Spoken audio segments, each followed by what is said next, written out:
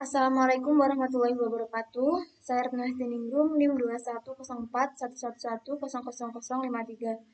Di video kali ini saya akan menjelaskan konsep praktikum modul 7, yaitu jelaskan perbedaan algoritma sequential search, unordered maupun ordered, dan binary search. Nah, yang pertama, sequential search, yaitu pencarian berurut. Merupakan teknik pencarian data dengan cara membandingkan data yang dicari dengan seluruh data-data yang ada pada kumpulan tersebut secara satu persatu. Nah, itu mulai dari data pertama sampai data terakhir. Pencarian data algoritma sequential search ini akan menemukan data secara cepat jika data yang dicari terletak di indeks pertama dari suatu list data. Akan tetapi, jika data yang dicari berada di posisi terakhir dari suatu list atau posisi lain, nah maka algoritma sequential search ini akan membutuhkan waktu yang lebih lama. Karena algoritma ini akan mencari satu persatu dimulai dari indeks pertama sampai dengan indeks terakhir. Nah, di dalam sequential search ini ada dua konsep, yaitu unordered list, sequential search, dan ordered. Nah, yang pertama, unordered ini merupakan uh, sequential search di mana data berada pada keadaan acak, tidak terurut. Nah, sehingga pencarian harus dilakukan mulai dari indeks awal sampai indeks terakhir dari data. Atau pencarian berhenti ketika data sudah ditemukan. Yang kedua, ordered. Itu data sudah dalam keadaan terurut. Jadi hal ini tentunya dapat mengurangi waktu komputasi pencariannya. Nah, jadi perbedaannya itu kalau unordered itu datanya belum terurut, terus kalau ordered itu datanya sudah terurut. Nah, ini untuk algoritma sequential search, yaitu dari indeks 0 dicocokkan dengan bilangan yang akan dicari. Jika tidak sama, maka mencari ke indeks berikutnya. Kemudian eh, pada list indeks 1 juga bukan bilangan yang dicari, maka kita akan mencari lagi pada indeks berikutnya. Sampai data itu ditemukan, maka akan keluar dari looping pencariannya.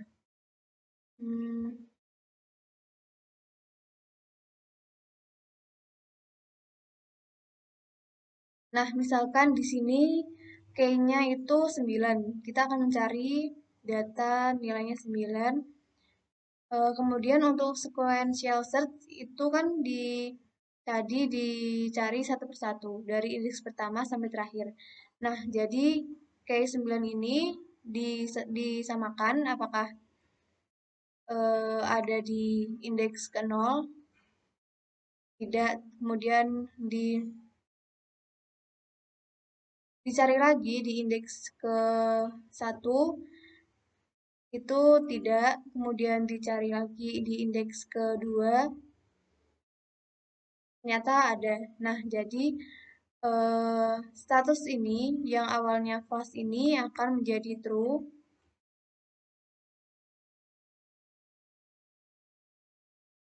karena datanya sudah ditemukan dan berada di indeks kedua. Jika semisal yang kita cari key-nya itu 11. Nah, kondisi awal itu kan false.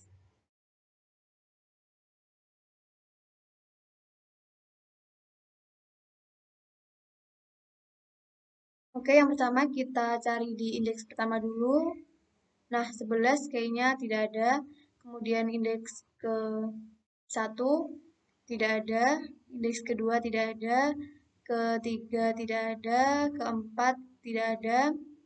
Kemudian di indeks terakhir ke indeks kelima itu juga tidak ada.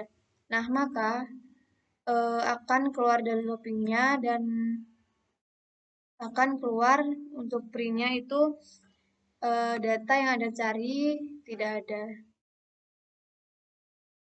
Itu. Oke, selanjutnya untuk yang binary search. Nah, yaitu pencarian bagi 2.